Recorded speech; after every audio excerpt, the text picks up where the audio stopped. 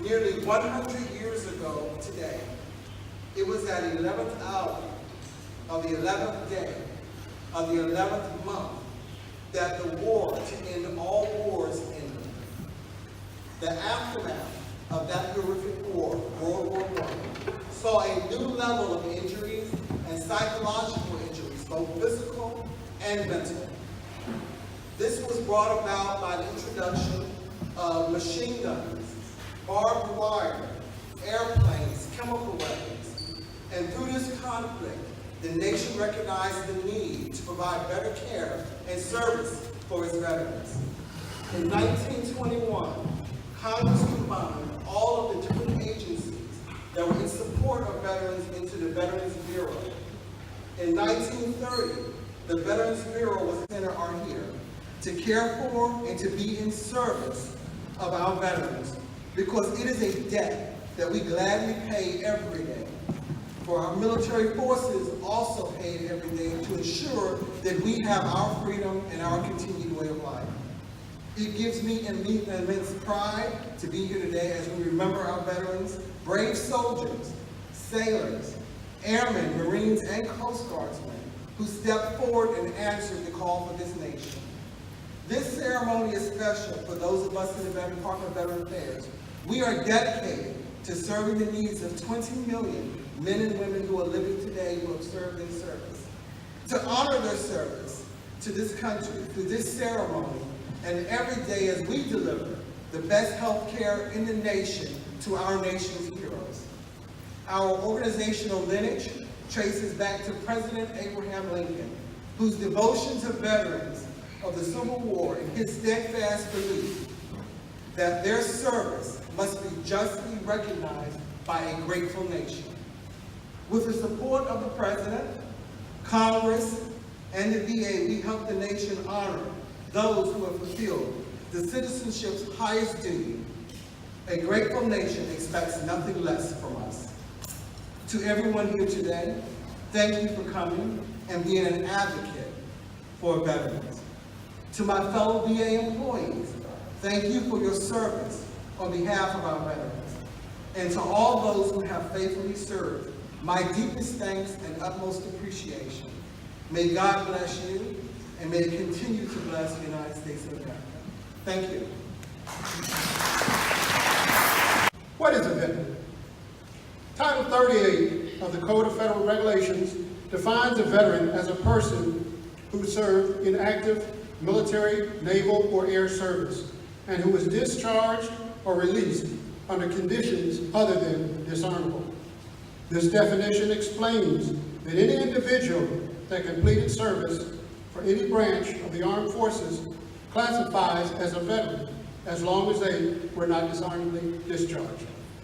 The Veterans Administration says there are 23 million living United States veterans. A veteran could be your neighbor, your co-worker, or the person sitting next to you on a bus. They are silent heroes. We may run into them every day, and while we may appreciate their service, many people are not quite sure exactly how to really think of them. How do we think of veterans? Historically, Veterans Day is marked by parades, official ceremonies, and events, but many Americans only know it as a day off work or school. Since the 1950s, Veterans Day has been a day to honor veterans of all wars. I came in the Army in 1974, right at the end of the Vietnam War. I really had no intentions in coming in the Army, but a seed had been planted many years by my father.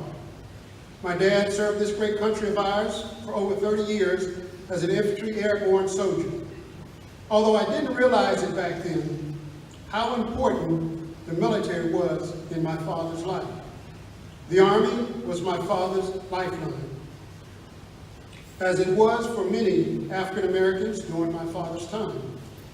It was either join the Army or end up in jail or an early grave.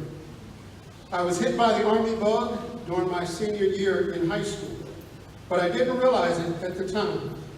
It happened early one morning as I was getting ready for school. I got up early one morning and I'd gotten up earlier than usual because I was going to drop my father off at work so that my mom could have the car for the day to run errands. We only had one car back in those days, and we were living in quarters at Fort Bragg, North Carolina. The summer weather was beginning to break early in North Carolina, so that meant an early sunrise.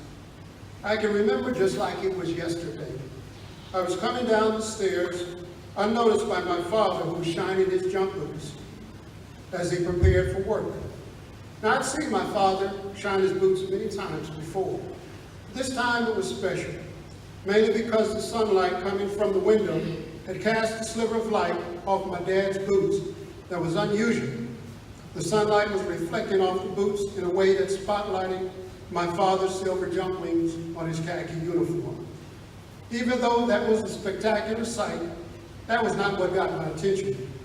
What got my attention more than anything that morning was a smile on my father's face and the pride and honor of serving the country that my father exuded that particular morning.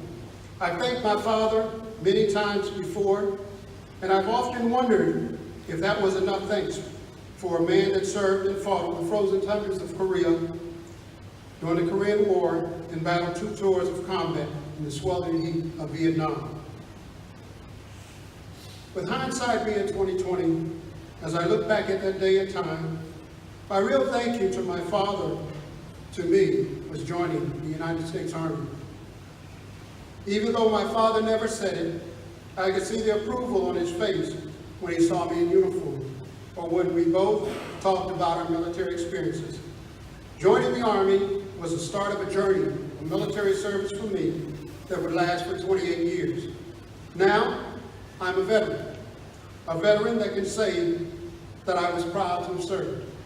What I've experienced in being a veteran so far is that the majority of the public does not understand or appreciate who we are and what we've done.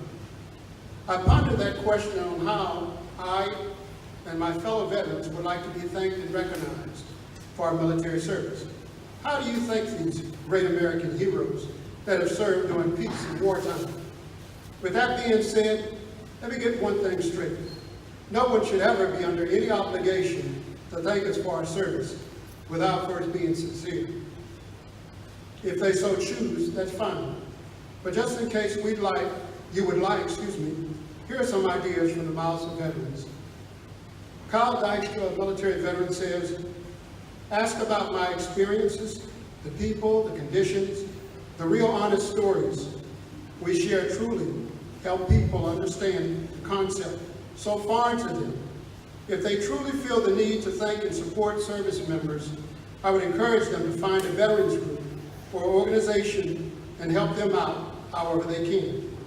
Brock Young, an Army veteran in the National Guard, says, learn the Constitution, get informed, vote accordingly.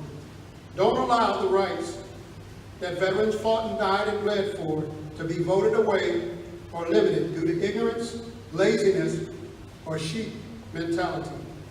If you want to do something more substantial, you always can support soldiers in need.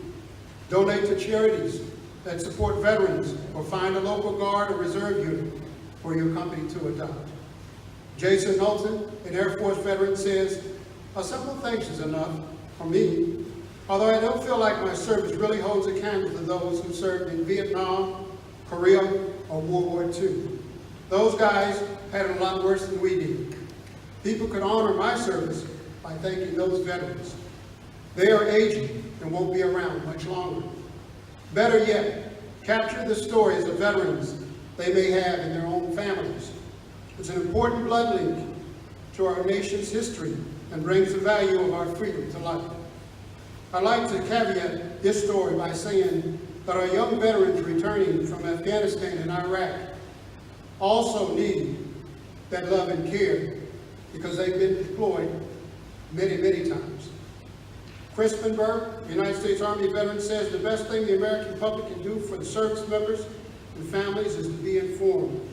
The American public has an obligation to know what the military does on its behalf. They have an obligation to understand how failure to pass a budget affects the lives of 3 million men and women in uniform. We don't expect the American public to agree with everything we do. They just have to understand us. Jennifer Dolson, a United States Army veteran, says the most meaningful ways people can thank a veteran is through action. Volunteer with a veteran-related organization, or welcome a veteran friend to join you for a workout or a group activity. Even visiting or researching community war memorials or monuments shows the potential for a deeper understanding of the sacrifices made by veterans. People thanking veterans genuinely through action is far more meaningful gesture of gratitude than a couple of words. Chris Fleury, a United States Marine veteran, says, "Our military stands as the world's finest due to the selfless sacrifice of millions of men and women. Millions of men and women that stand as better citizens and more valuable members of the workforce due to the intangible traits and tangible skills they develop through military service." So this Veterans Day and all days forward, let's not just thank veterans for their service, but recognize them for what they always have been, America's elite, the best of the best. Here are some ideas if you want to do something for a veteran. Give a veteran a ride. Medical care may be needed for some veterans for the rest of their lives. Disabled American Veterans provides free transportation to men and women who can't travel to the Veterans Affairs medical facilities on their own. You can volunteer to drive a van. Donate frequent flyer miles. The Fisher House Foundation has a network of homes on the grounds of military and VA hospitals around the world. These homes help family members to be close during the hospitalization of a loved one for combat injury, illness, or disease. The Fisher House also operates the Hero Miles program, using donated frequent flyer miles to bring family members to the bedside of injured service members. You can also volunteer or donate household goods. Sponsor a companion dog for veterans with PTSD. More than a third of Iraq and Afghanistan veterans have or will experience post-traumatic stress disorder, as did veterans of past wars and conflicts. And veterans of these past wars are still dealing with the ghost of their time in service. Coping with PTSD can put stress on not only the veteran, but also their families. Puppies Behind Bars is a program in which prisoners train companion dogs for veterans with PTSD. Donors can sponsor a dog and receive updates on the dog's training and life with its veteran. If you know a veteran dealing with PTSD, the VA offers the PTSD Coach Online to help veterans learn to manage symptoms, come up with ways to cope, and find professional help. Help build a home for a severely injured vet. Severely injured veterans often come home needing a place to live. That better accommodates their physical disabilities. Building Homes for Heroes builds specifically modified homes for veterans that help them live independently. These homes are provided at no cost to the veterans. The organization also provides financial planning services. Share their stories. So many veterans share their stories have been left untold.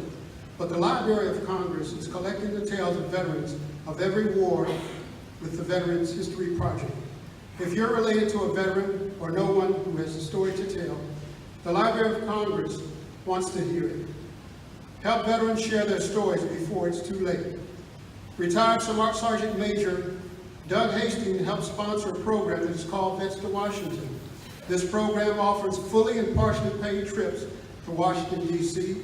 for World War II and Vietnam War veterans. Doug is also recording the combat experiences of these veterans for the Library of Congress. The Vets to Washington program is always looking for sponsors and donors. Say thank you. It's simple, but it can make an impact. And so many veterans have never heard the words, thank you. If you know a veteran or see someone in uniform, say something. It may make his or her day. Volunteer for a stand-down.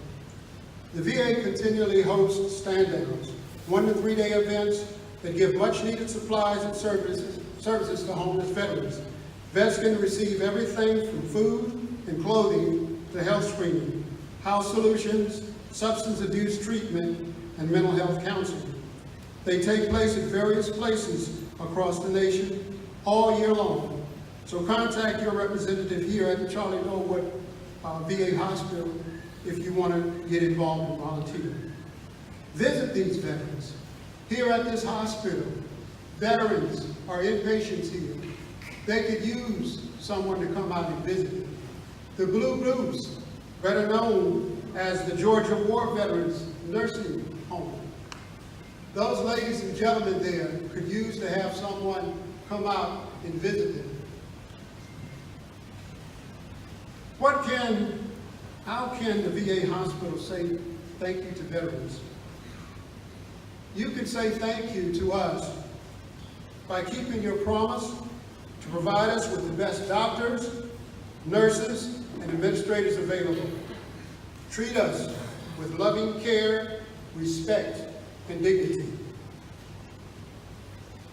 A thank you to us is simply doing your job. It's beat up on my boys a couple of years ago. Belichick's words to his team was simply, do your job. That's what got the job done. And that's all you all have to do here at the VA hospital and all VA hospitals around, is just do your job. Your values, and I will spell it out for you, says it all. Integrity. Act with high morals principle. Adhere to the highest professional standards. Maintain the trust and confidence of all with whom you engage. Commitment. Work diligently to serve veterans and other beneficiaries. Be driven by an earnest belief in VA's mission. Fulfill my individual responsibilities and organizational responsibilities. Advocacy. Be truly veteran-centric by identifying, fully considering, appropriately advancing the interests of veterans and other beneficiaries. Respect. Treat all those I serve with whom I work with dignity and respect. Show respect to earn respect. Excellence. Strive for the highest quality and continuous improvement. Be thoughtful and decisive in leadership. Accountable for my actions. Willing to admit mistakes and rigorous in correcting them. Finally, one of my favorite presidents is long gone, John F. Kennedy. He said it best with these words: ask not what your country can do for you, or what you can do for your country. I put a twist on it. Ask what your veterans have done for you, but also ask what you can do for your veterans. I would like to thank all of you once again for inviting me out today. Hopefully my speech wasn't too long here, but I thank you all once again. I want to also thank Fort Gordon for their color guard. That was outstanding. May God bless all of you all. God bless all the VA hospitals, and God bless America. Thank you very much.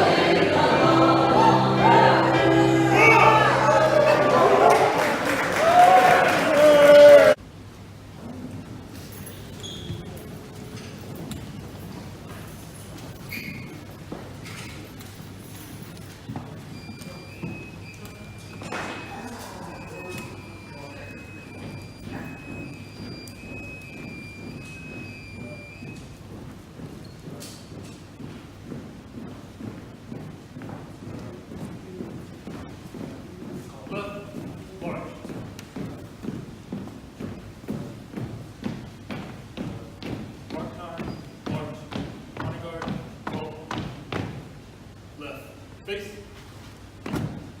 Ready. Retreat. Colors. Right turn. March.